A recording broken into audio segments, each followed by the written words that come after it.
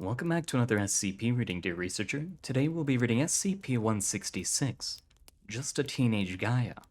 Now, without further ado. Item number, SCP-166, Object Class, Euclid. Special Containment Procedures. SCP-166 is contained in Biocontainment Zone C at Site-19, which has been modified to include a hermetically sealed antechamber and an industrial-strength air purifier.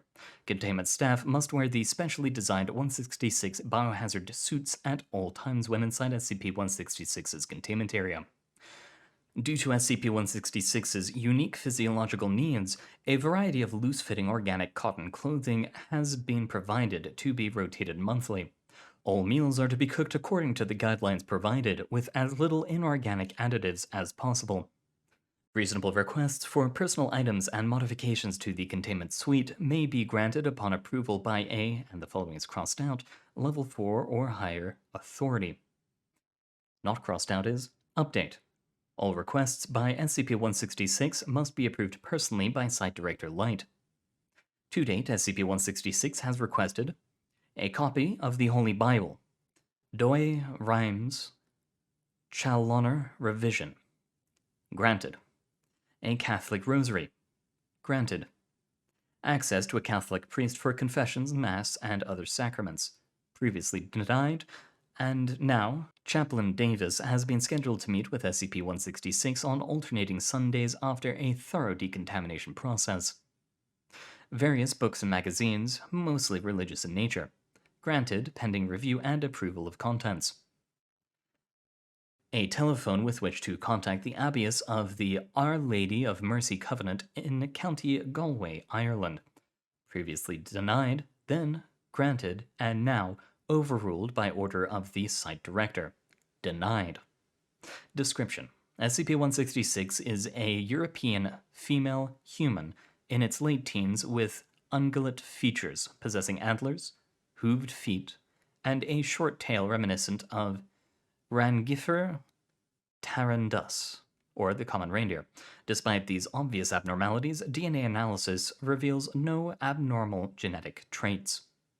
Within a 15-meter radius of SCP-166, artificial objects gradually return to an unworked state. Higher complexity objects like electronics or vehicles are affected quicker, with degradation of their metallic components causing catastrophic structural failure in a matter of hours. Rudimentary materials, such as stone buildings or products made of organic materials, decay at a virtually imperceptible rate. Within the same radius, plant life will begin to sprout, often growing in improbable places such as out of security cameras or ID scanners. SCP-166 possesses a possibly anomalous sensitivity to artificial materials and pollutants, with inhalation or contact causing pressure ulcers and symptoms of acute asthma attacks.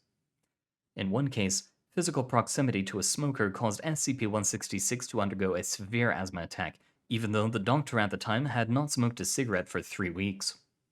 Discovery: SCP-166 was discovered at the Our Lady of Mercy Convent in County Galway, Ireland, where it had lived since infancy. SCP-166 was confirmed by a defecting Global Occult Coalition agent to be the child of threat entity 9927 Black, the Goddess, also known as SCP Beta Redacted, who was terminated by a GOC strike team in what would be known as the Cornwall Incident. The following is recovered GOC documentation. Threat Entity Database Entry. Threat ID KTE 9927 Black Child, the Daughter. Authorized Response Level 4, Severe Threat. Description: Threat Entity is the child of incarnated LTE 9927 Black, the Goddess, and an unknown father. While it strongly resembles its mother and shares its animalistic features, it lacks the extreme bestial appearance of 9927 Black.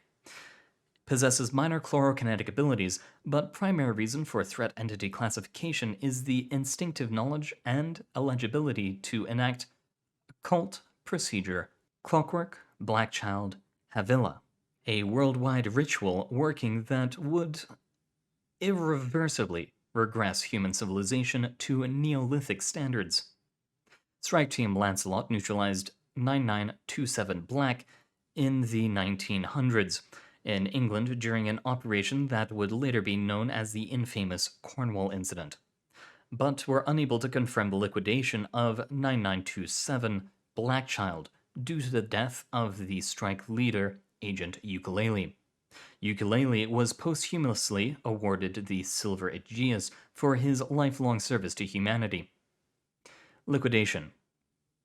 Threat entity is not known to possess any defensive abilities. Terminate with extreme prejudice. End of GOC documentation. The agent had refused to terminate SCP-166, instead smuggling it to a Catholic convent in County Galway, Ireland. It lived there until the age of 12, at which point a visitor to the convent accidentally witnessed SCP-166 and reported it to the authorities. The agent then contacted the Foundation, agreeing to share GOC intelligence in return for the guaranteed safety and containment of SCP-166. Further details are classified. Addendum 166.1. Chaplain Davis Biweekly Interview. Davis. Good morning, child. 166. Good morning, Father. Davis. As usual, I have to remind you that due to our environment, the seal of confession will not take place unless specifically invoked. Even then, details of our conversation can be unsealed if they are determined to be essential. Understand? SCP-166 nods. Davis. Excellent. Now, how are you doing? 166. Good. One of the staff told me about Benedict yesterday. Is that true? Davis. Yes, that was rather unfortunate, but it does make sense. He was rather old even when he first took up the position.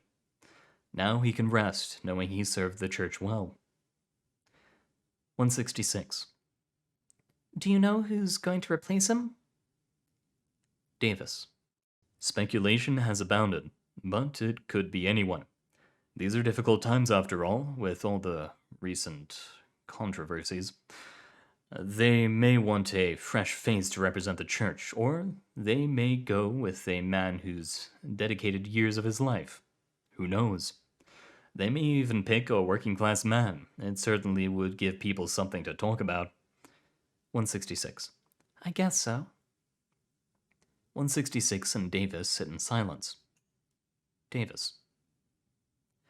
I'm sensing a question arising, child. 166. Sorry. Davis.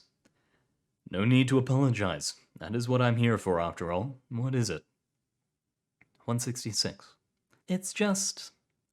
I wanted to ask you something, though it might be a little personal. I was just wondering, do you have a good relationship with your parents? Davis. My mother, yes, before she passed away. I visited her once a month at the retirement home, plus her birthdays and holidays. Told her I was a chaplain serving in the military, which I suppose is somewhat close to the truth. 166. And your father? Davis. That is a more complicated question. He was a good man, a soldier who held three things dearly: God, country, and family. Unfortunately, he held those convictions rather severely, which resulted in some heated discussions. I love him still, but this way is best for everyone. And what about your parents? I know you lived in the convent, but before that? 166. I never really knew them. I got dropped off when I was a baby. I mean, I guess they must have known the sisters if they put me there, but I don't remember them. Just what I picked up. They mentioned my mother a bit before they realized that they should watch what they say about me. I think they said something about her being a goddess, which obviously wasn't true. She must have been some sort of spirit. But she must have been something if I ended up looking like this. 166 gestures to herself. I remember eavesdropping on the Abius. She was talking to one of the other sisters about how she had done something wrong. Something about a ritual that someone else stopped. They said she died. Davis. I'm sorry for your loss. 166. Not like I knew her. Davis. And your father? 166 hesitates. 166. I don't know. He must have been the one who dropped me off at the Covenant, but why there? Why didn't he take me with him? Davis. I'm sure he had his reasons. 166. Maybe. You know, they never talked about him, not once. I must have asked the Abius 1,000 times, but she never even mentioned a hint of him. 166 pauses. If my mother was so horrible, what did my father do? End log. Addendum 166.2. Disciplinary hearing of Data redacted. Begin log. Light. What the hell were you thinking? Redacted. I wanted to make sure she's all right. You wouldn't let me talk to her. I took another route. Light. What you did was so much worse than that. If you just stuck to throwing your weight around to get her amenities, sure, I could overlook that. But you then go about trying to give a Class 4 anomaly a phone line to the outside world. Damn it! The council already dislikes you working at the same site as her. This gets out, you can kiss whatever deal you made goodbye. Redacted. Come on, Sophia. She's harmless. The only reason she's in there is because of me. I had to do something.